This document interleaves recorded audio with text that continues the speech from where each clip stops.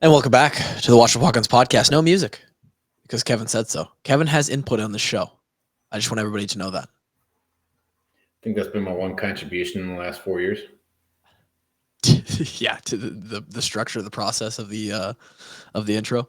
No, I just want everybody at this company is heard. Everybody's opinions are valid, taken into consideration. And we throw that in the pot, and we just want the best product.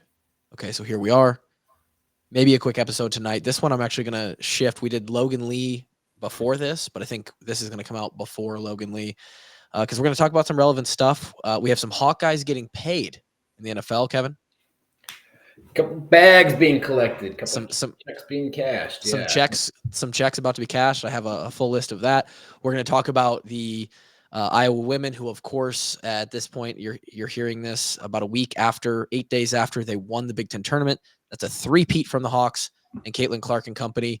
And we'll look at some projections for the bracket.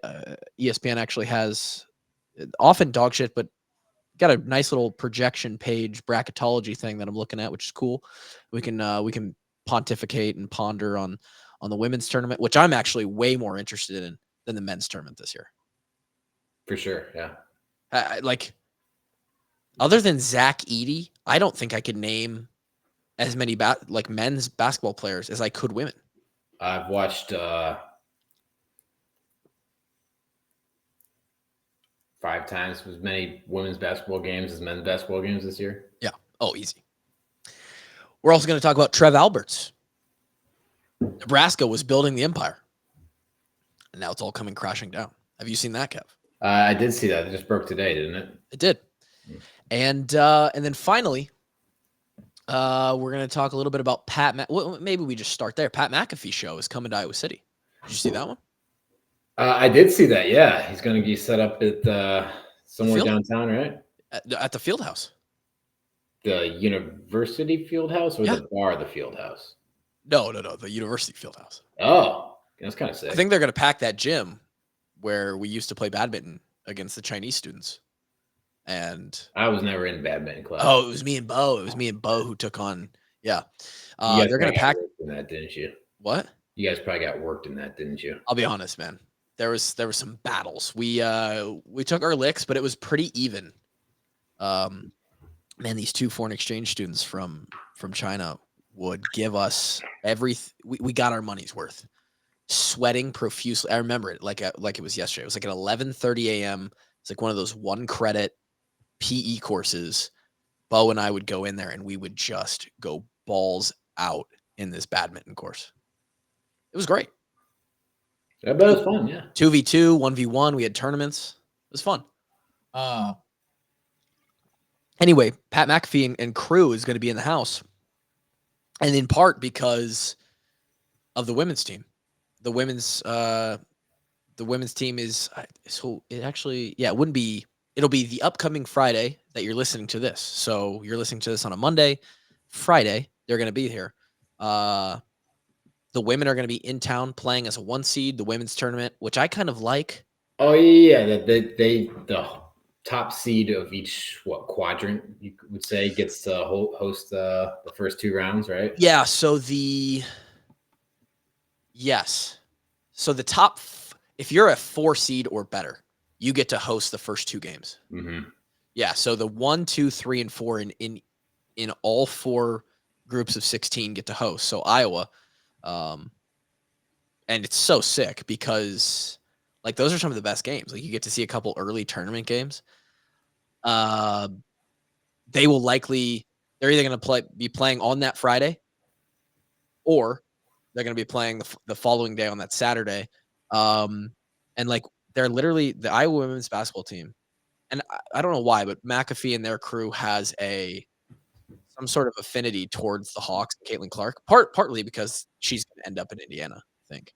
Almost positive because it's going to be a Indianapolis ball player, yeah. And they're buying in. And so they're going to host their show. And when they go on the road, it's a production, dude. So I could imagine they're going to set up in the field house and they're probably going to let people in. And it's an ESPN production now. It's going to be packed. Yeah.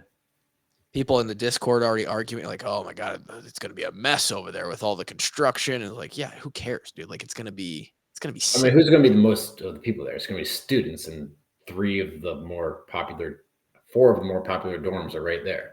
Yeah. They're just going to walk. Yeah. So that'll be fun.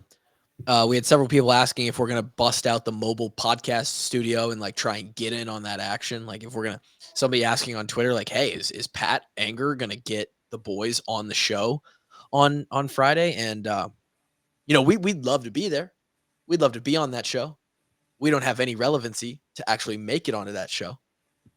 I think they're bringing on Dallas Clark. Maybe I got to text him. I gotta figure out a way on through him. But now that we're buddies, Pat, you and Pat go way back. Yeah. I mean, sir, if I needed Pat's number, I could get it. I don't have it, but I could get it through one. There's one. What do they call that? When there's like 6 degrees of separation. Yeah, there's 1 degree of separation between me and Pat McAfee, contact info wise. Probably a couple different people though too.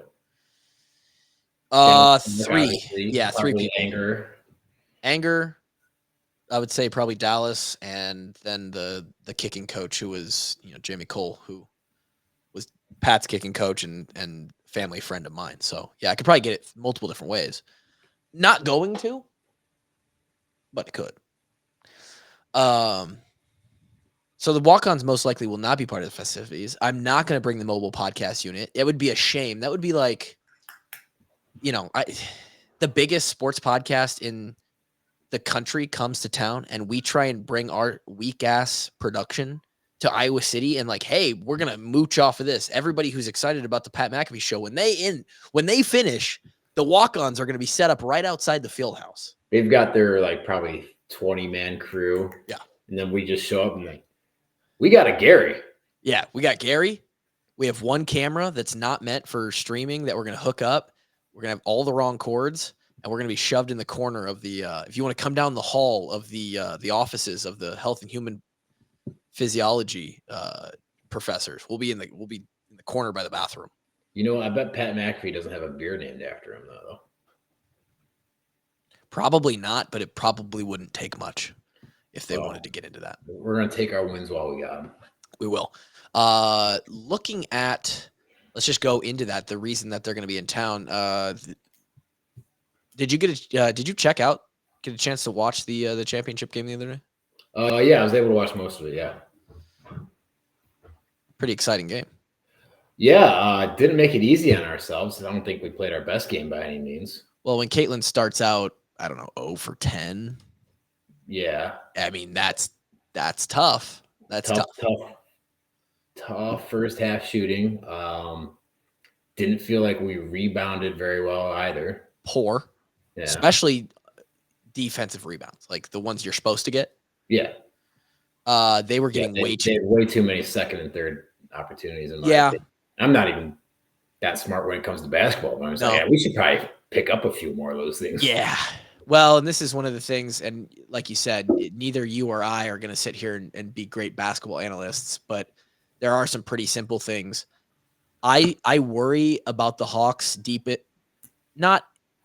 probably neither of the Iowa City games that are going to happen this upcoming weekend as you listen to this, which, by the way, right now, currently as it sits, and I think all of the tournaments are played. So this is just ESPN's projections. Who knows where they actually get put, but this should be pretty close.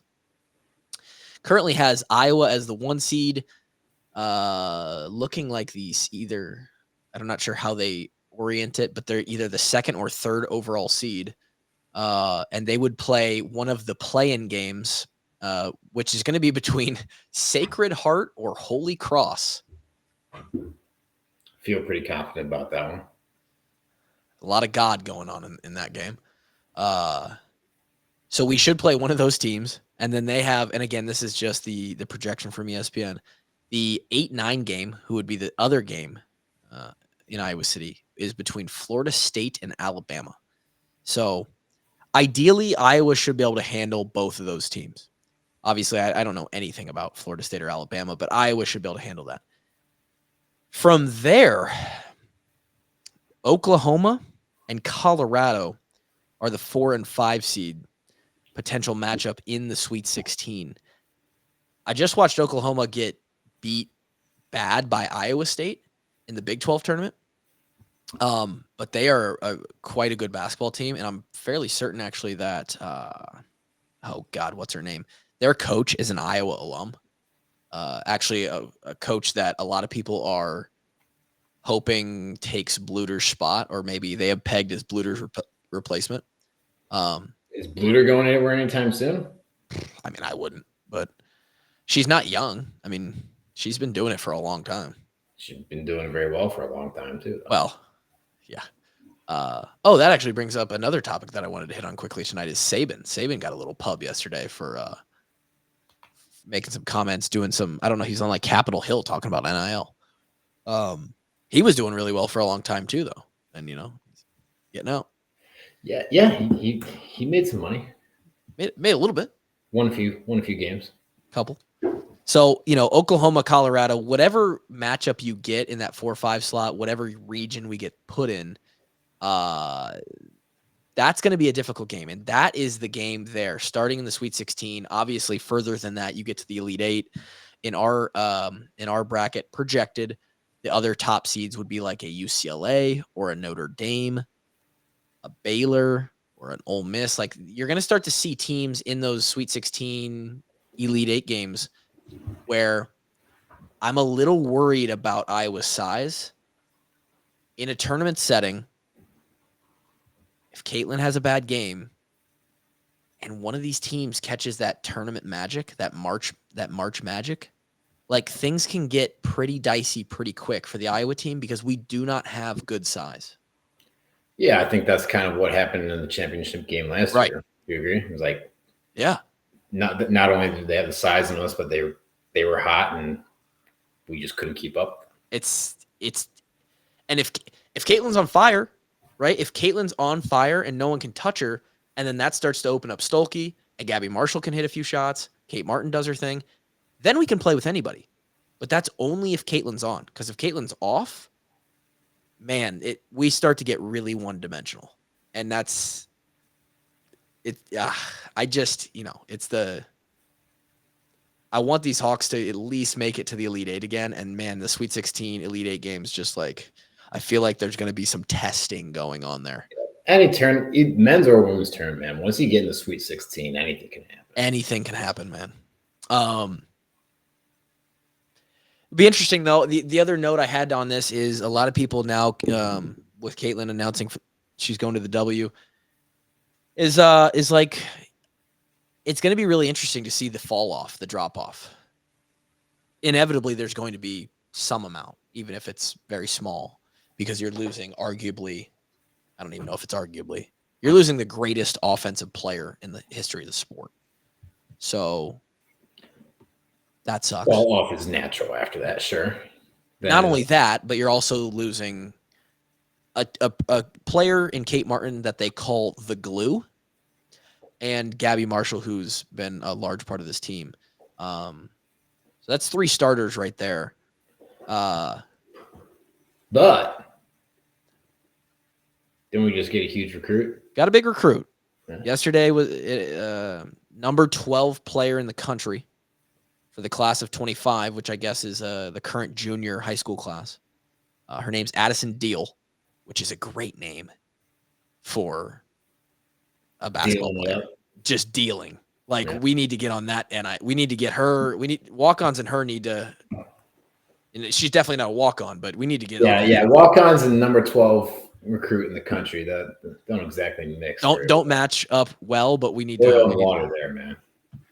She's good. I watched her, dude. I watched a high school girl's highlight tape yesterday because I wanted to. Like, I actively sought out this girl's. Like, I'm bought into the women's program recruiting now. I'm not even bought into the Iowa football recruiting, Kevin, and I'm watching high school girls from California basketball tapes.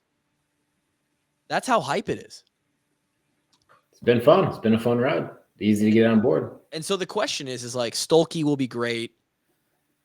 I think there's a lot of potential in Taylor McCabe.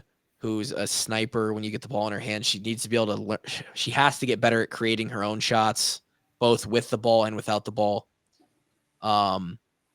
Sydney Folter has come on really, really well, plays her ass off. I think she's going to be a focal point for the offense and the defense. But then we're going to need one of these recruits that we've gotten good recruits even in last year's class. Obviously, we've really capitalized here, and there's still more to come. We're trying to land Greenway's daughter, who's like a top 25 player in the 26 class, I think. Has more points than like anyone ever in high school sports because she's been playing varsity since 7th grade. That would be sick to keep the Greenways in the Iowa family. Need it, man. Yeah. We need it bad. I mean, there was other than this chick. So this chick yesterday is a 5-star, number 12 in the country. Huge get. Probably plays right away. I'm guessing that if you're, I don't know what the drop off is in the recruiting rankings, but Caitlin came in, started right away, averaged 20, whatever her freshman year.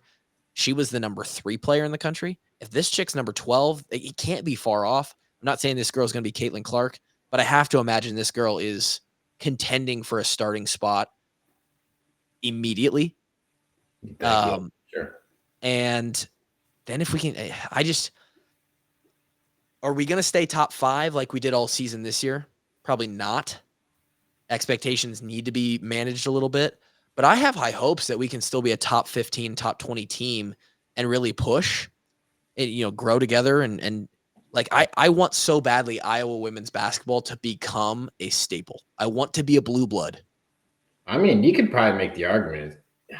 I don't know about blue blood, but we've been a ranked team pretty much every year for the last 6 years, 15 years or something like that. Oh, for 50. Yeah. Oh, we've been good. Yeah. I just want to be Alabama good, which means we got to start busting out the McDonald's bags. I mean, you got to put a few banners up before you're Alabama good. I know. Yeah. Well, what Saban did down there is pretty. We made the Natty last year. It was a start. That's a start. So we'll see. Big time recruit.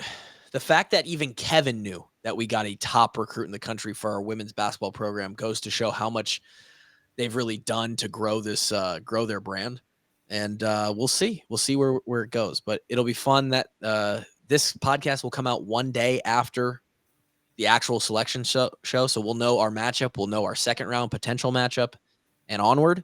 And the walk-ons will be doing a women's bracket challenge. We'll probably do a men's ones too. Iowa not likely to make the tournament, but we'll do one.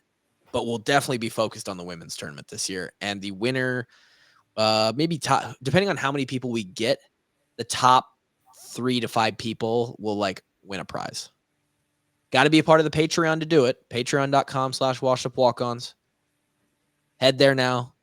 Your monthly, very small monthly fee, subscription fee, which is a cup of coffee or two. Give up a cup of coffee or two and support the kids.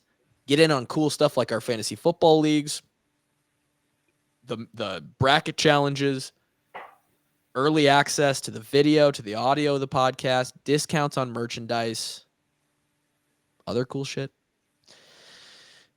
Sign up there and you'll be able to participate in the walk-on bracket challenge. We'll try and make that thing massive. If you're Trev Alberts, why do you leave Nebraska? Played there. Better question, why wouldn't you leave? Okay, well, if you want to play that angle, yeah, I get. Well, Kev, this is like you. Okay, it's not like you or I. This is like Jack Campbell one day becoming the AD of Iowa and then leaving to become the AD at Michigan 3 years later. Not quite. Went out of conference. Okay, leaving to become the AD at Oklahoma, whatever. Sure, yeah. I don't know, man. Is this purely a money thing? Is this just Texas oil money? I'm sure it has a lot to do with that. I'm guessing it also has to do with if you want to build a great athletic program, A&M's a really good place to do it. Like if you just want to succeed and win championships and win, conference championships, national championships, Be relevant in all things. Yeah. Yeah, exactly. There's harder. I don't know. There's A&M is one of the best places to do it. You're right. Like A&M, not just football, but other sports as well, should be competing for national titles on a yearly basis. Absolutely. There's no excuses at A&M. Right. Yeah. There's no lack of recruits, no lack of resources. It's basically like, are you good at your job or not? Which Trev Alberts has been pretty good at Nebraska. He's been pretty revered as like a great AD for the past 3 years for the Huskers. Two things that I'm seeing on the interwebs. One, their president left to go be at Ohio State. Nebraska's did. The president is who oversees the athletic director. Also, someone who okays / has a lot of yes or no power on stuff that the athletic director is trying to get done. And if you're an athletic director, you're basically always just trying to get stuff done and improve the university. And if you can't do that, they haven't hired. They just have like an interim president right now, just someone acting as president. And so they're trying to get like a new football stadium project going. They're trying to do a bunch of other things I saw on this list of tweets. And the rumor is that like Trev was getting pissed. Like Trev can't get anything done because they won't hire a president. And so he's like, screw it, I'm out then. Like I'm going somewhere else. The other thing that I saw was heard was he may be interested in legitimate politics at some point. And that moving up the ranks and like being a highly sought after AD and taking this position at Texas A&M, like you said, potentially one of the best places to go and be an athletic director. Not sure what the actual contract will be money-wise, but potentially the highest paid athletic director in the country could be seen as a good move or a good resume builder if you're going to get into the political world. I guess it depends what type of political world you're going to get into. I mean, if you want big fish, small pond kind of thing, like name carries a whole lot more weight in Nebraska than it does in Texas. Yeah, you're right. I don't know. I don't know if he's trying to become governor of Texas or if he's trying to. I have no idea. That was just one other thing I saw. It's just interesting. I think it's kind of funny as a Hawkeye fan. Maybe they get someone as good as Trev Alberts and as good and connected and sort of a fit for the university as he was, but maybe they don't. This also, as much as it may or may not, it at some level it maybe creates a little bit of instability inside of the program over there, inside of just the Nebraska. I mean, I don't know, man. If you does Matt Rule now in a couple, like if Matt Rule goes 7-5 this year and they make a bowl game and somebody comes calling for Matt Rule, like, damn, he just rebuilt Nebraska in 2-3 years. Does he go and leave now? Because there's, Alberts left, the president left. Who knows? I don't know, man. I know most ADs give their head coaches a pretty generous leeway to just run their program. So I don't foresee that having any impact on their season whatsoever. But it could impact Rule's thinking later on down the road. Who knows? I mean, he's already got a pretty nice contract. I don't think if he goes 7-5 or 8-4 this year that someone would have to come with a fat bag to kind of lure him away. And does the AD staying change any of that? Maybe. Whoever the next AD is probably going to want to pay up to keep him too. So I know this. You and I need to get into that line of work because there's a lot of money. Yeah, there is a lot of money, and there's also a lot of responsibility, and I actually don't want all that. So yeah, no, I'm actually perfectly fine with the choice I made not to go into coaching. Have you ever thought about that? Has it ever crossed your mind? Like, there's never been an ounce of like, I should have done that?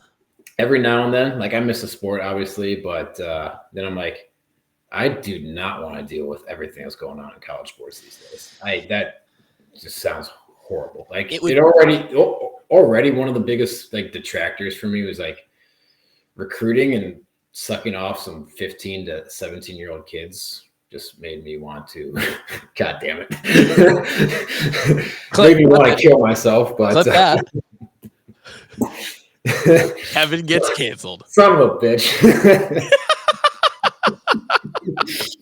I couldn't stop myself. I knew it was coming. But you're right, though. You do have to go in and kiss ass. Yes, right. Tell these kids how great they are. Hey, you're going to play right away, man. It sounded horrible. But now you're doing it, and it's become like just big. Who can pay more money?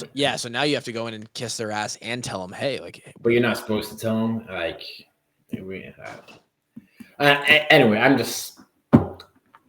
I don't think I would have been. I wouldn't have thrived in that. If it could have been just the actual coaching, it would have been a lot more intriguing. Oh hell yeah, man! Like, yeah, if you're just doing the coaching where you show up for spring ball, then you show up for camp and you're coaching the X's and O's and technique through the season.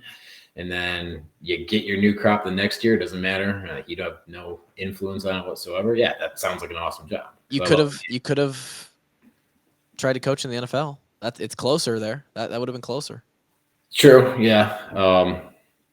But then you're losing. But then it's again like it's a lot more just business like in the NFL too. I was gonna say so basically for you, most of the pull to coaching was just to simply stay around the game. Yeah. I feel you. I mean, it's why strength coach was always a possibility for me. Sure. Yeah. But then for me, it was just like, man, the hours. It's just like there's tough hours.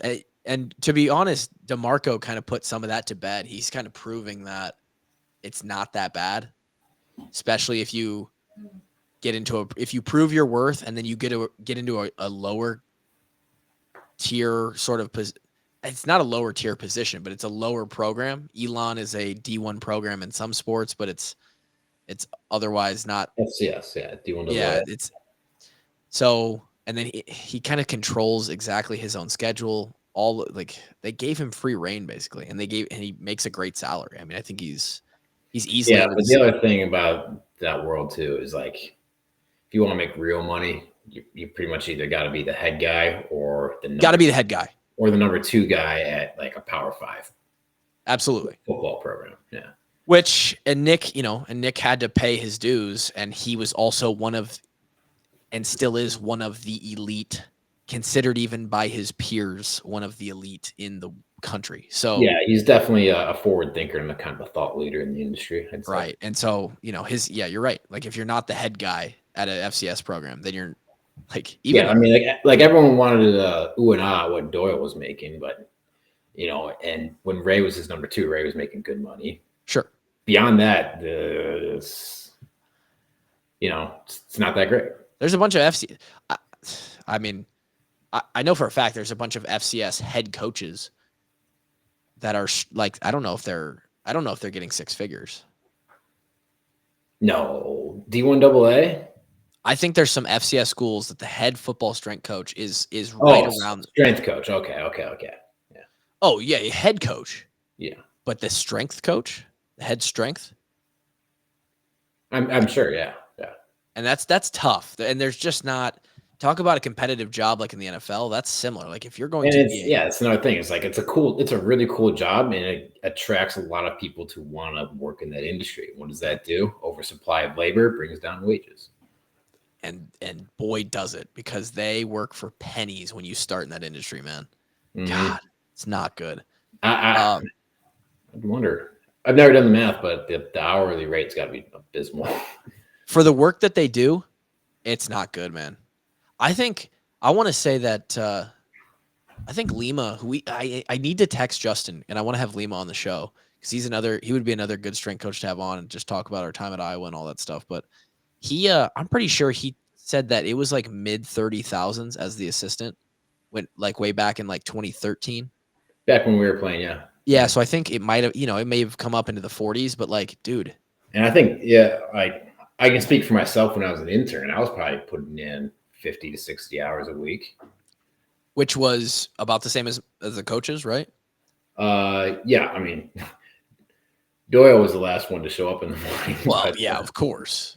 Because he wasn't setting up anything. But like the assistants, like Cody and everyone else was pretty much in there at the same time.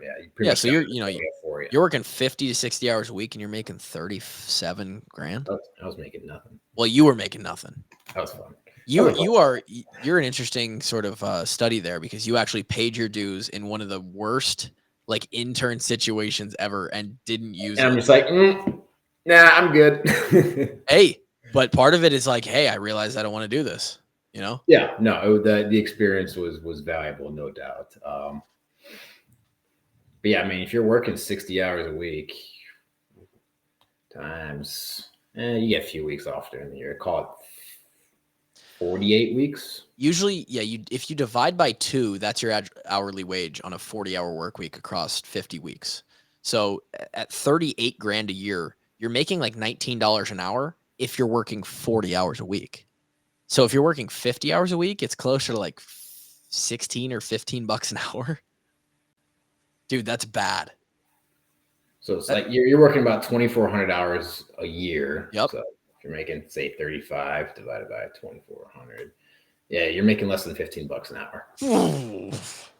Dude. And these are guys with undergraduate degrees, graduate degrees. They're working on their doctorates. Yep, exactly. Not worth it. Not worth it to me. Tell you what, though. Some people are not making less than $15 an hour. Hit me. Who's making more than $15 an hour? Josie Jewell. Josie Jewell is making more than $15 an hour. That he is. Should we do his hourly rate? We could do that. We could do that. I don't know how we would. I'm not sure how many hours a day they average. He has a $7 million signing bonus. Yeah. It's going to take him about 10 seconds to sign it. So that hourly wage is very that's a very good hourly wage. That's a pretty good hourly wage. We talked to the boy. I'm going to beat Bezos' hourly wage. Ooh, yeah, maybe. At the time of recording this, we just had a conversation with Josie yesterday. And he explained a little bit more in detail some of the contract to us and what he's thinking, time-wise and all that stuff. But Josie signed for a reported $22.75 million for 3 years to the Carolina Panthers with a $7 million signing bonus. Josie will be, my mom texted me last night. She goes, Josie's leaving Denver? And I was like, well, it's not exactly his choice. But yeah, Josie's going to be a Panther.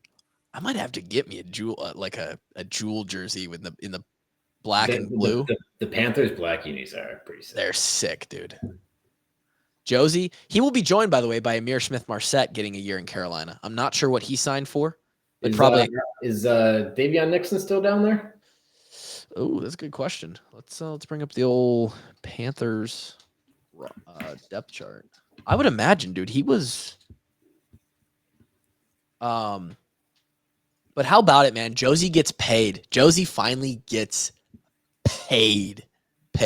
I mean, he was getting paid all right in the last couple of years, but this is another level. Nice little nightcap towards the end of his career. You love to see it. To see it. Absolutely. On the defensive side of the ball for the Carolina Panthers, who, by the way, I mean, I am super happy for Josie Jewell. In fact, they already have Josie slotted in as the starting right inside linebacker. So they must run. Do they run a 3-4? They do run a 3-4. Interesting. He ran a 3-4 in Denver, too. Davion Nixon is not on the roster, from what I can tell. Interesting. They've got Amir. Wow, they already have Amir Smith-Marset in the one slot on the depth chart as the punt returner. Good for him. I'll make sure I'm seeing this right, but I don't see Nixon on the roster here.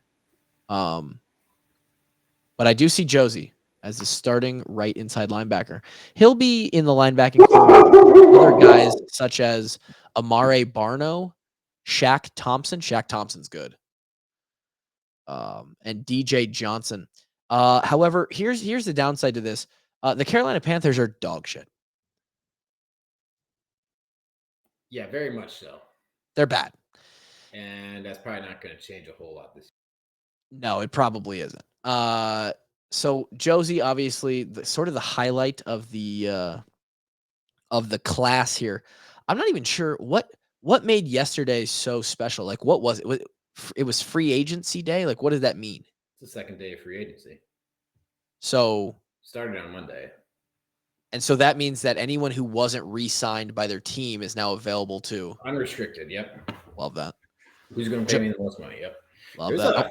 I feel like there's a lot of moves this year. Tons, dude. Yeah. Saquon to the Eagles. Yep.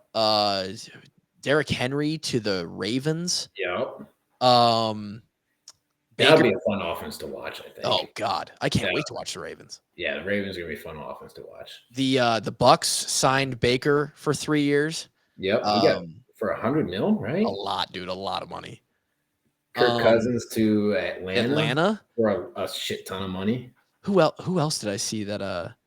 It's like some of these guys you just think of I thought of Kirk Cousins as a Viking. Like I just think of him as a Viking, and now he's gonna be a Falcon. It's so weird. He started as a Redskin back when they were the Redskins. You're right.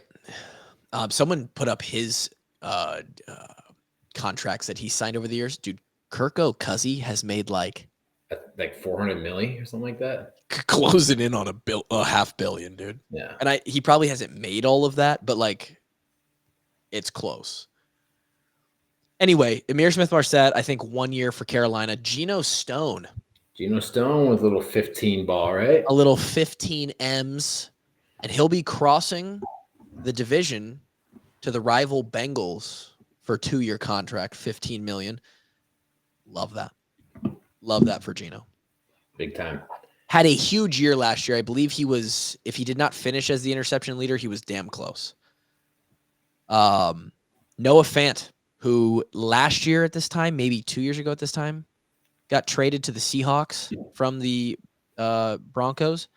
He gets 2 years for $21 million. Nice little re-up right there. Dude, that's huge, man. Just a kid from Nebraska. And I need to reach out to him. That's a dude from Nebraska. That's not just a kid. He's potentially one of the best athletes. Rosie Jewell is a fucking kid from Iowa. Just a kid from Iowa. Noah Fant is a dude. College. Noah Fant was always a dude. Yeah, you're right. Epinesa, not sure what the dollar value on it. He signs another 2 years with the Bills. Sure, that's pretty decent because he's been playing well for them. Good minutes. Desmond gets another year. He's still hanging around. $2 million for a year with the Texans. Shout out to the snapper, Casey Kreider. I talked to him on the phone yesterday. Signs like basically what he said is a basically guaranteed contract for a year, and sticking with the Giants. Still with the Giants, and I'm guessing that it's in the range of like 1.5 to 2. And brother, to snap a football. That's not a bad deal to throw the ball between your legs. About 10 plays a game, my man. Oh. And then Sheriff, 15 milli guaranteed for the next year in Jacksonville. I mean, good for him, man. He's been in the league 10 years now, hasn't he? Yeah, I'm very curious to know Brandon's total career earnings. Brandon. It's well over $100 million. How many guns do you think he owns? A lot. Not quite $100 million, but approaching. Why does it not show me the preview? Oh, here we go. Career earnings. You were spot on. Through his 9 seasons, at the end of this past season, he eclipsed $100 million. $100,726,000. Add on this contract upcoming, and he will be $116 million. Dude, that's so much money, dude. You can probably retire on that. You think? He's probably gonna. If you budget accordingly, you can probably retire on that. Yeah. It's so coming from a pleb, just a little measly peasant like myself, knowing knowing what I would do for just $1 million in my bank account, to just not in my bank account, but in my investment account, just like that's all I need. That's all I want.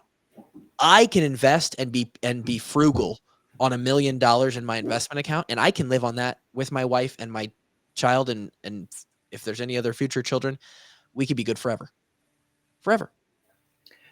Yeah, I mean, you could buy treasury bonds at 4% and have a $40,000 quote unquote salary for the rest of your life. I mean, I'd still have to work a little bit over the next 10 years or so, but like, God, $117 million. Just think about it this way: is he could lose $1 million to you, and he probably wouldn't really notice it or affect him very He wouldn't even see, dude. He wouldn't even see it. And that's why I'm gonna text him. I'm gonna get Brandon's contact info. We were never close. We were there for a few months with Brandon Sheriff, but I think I need to send him a text.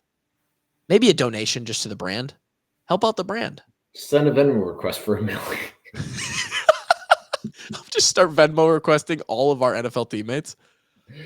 Will you As soon as all their contracts and negotiations break news. Just Geno Stone randomly gets a $250,000 request from Tyler Kluver one day. Like, hey, congrats on the contract. Would love a little kickback, man.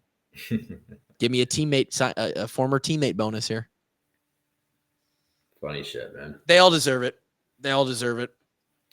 Dude, what's crazy is like, the guys that we're playing with, like, it's like,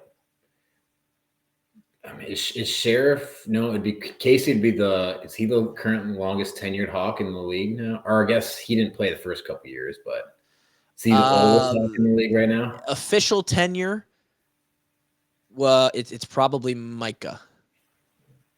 That's right. Yes. And he's probably oldest too. I think Micah's the oldest. I don't think, is Bulaga still in the league, or did he retire? I thought he retired. I thought he did too. And did Riley Reef retire as well?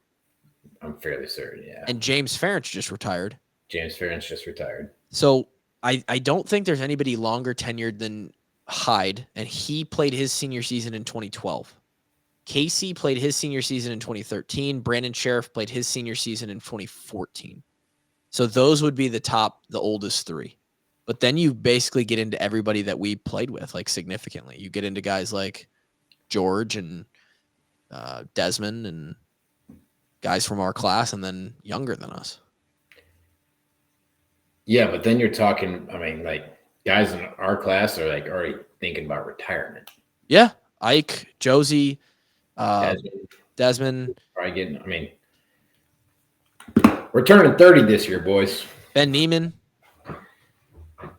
Yeah, I mean, Speaking of turning 30, my body was sometimes.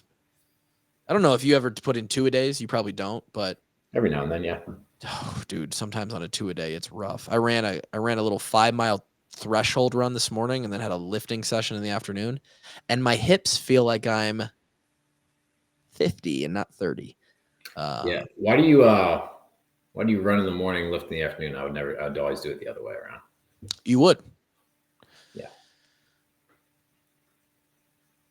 Tell me why. Well, for fresh one, legs.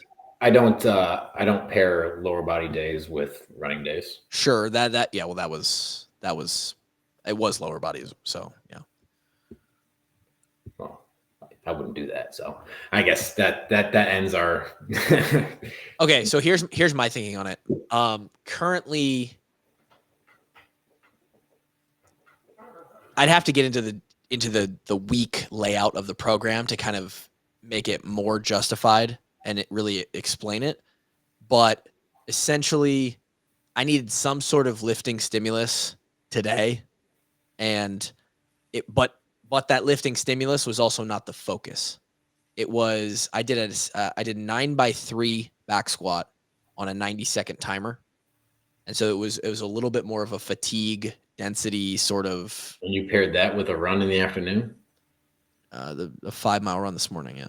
Why wouldn't you put the run on some other day where you're not because I'm running Take you out of your legs. I'm running 5 days a week, and I'm lifting 4 days a week. So some of them have to cross over. Fair enough.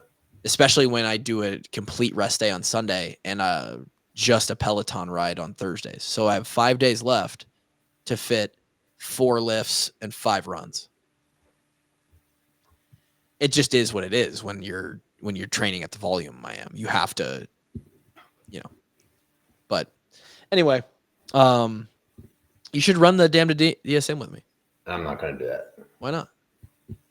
I'm busy. You're not busy. It's on a Saturday. I'm busy not doing that. It would be I guess it would be like a month after the bachelor party. You'd be recovered by then. Oh, for sure. I'll be recovered by Monday, man. When is the triathlon that you're doing? Is there a date? Are you signed up for an official race? August. It's in August, end of August. So are you doing any running right now yet, or have you not started that yet? Yeah. No, it's my least favorite of the 3 by far. Oh, easily, dude. It is dog shit. Yeah. Don't like it. It hurts. And I'm not built to run at all. So swimming might actually not be too bad. I love the bike. And swimming, maybe I need to get into swimming more. My body would feel better, I'm sure. All right, that's all I got for tonight. What's for dinner? What's for dinner? I don't know. We'll see what's in the fridge, in the freezer. Wow, that's exciting. Yeah. Cool. Could be breakfast for dinner type of day. I always like a good breakfast for dinner day. Just eggs, bacon, make some pancakes. Got an avocado. Ooh. Do some little toast. Maybe a little toast. I always like some Greek yogurt. Throw some berries, some granola, some honey in there. Oh yeah, that's always a good time. Yeah, talk to me. Well, now everybody's hungry or horny or something. I don't know. Kevin describing that got me all worked up. Thank you guys for listening. Appreciate you all coming to the podcast and tuning in every Monday and Thursday. We will. You'll hear Logan Lee, one of my favorite episodes that we maybe have ever done. Logan Lee on Thursday. And, Top 10 for sure. Yeah, you guys will enjoy that one immensely, and we're going to be having him back on. You'll hear the whole conversation soon. Until then, talk to you next time. Peace.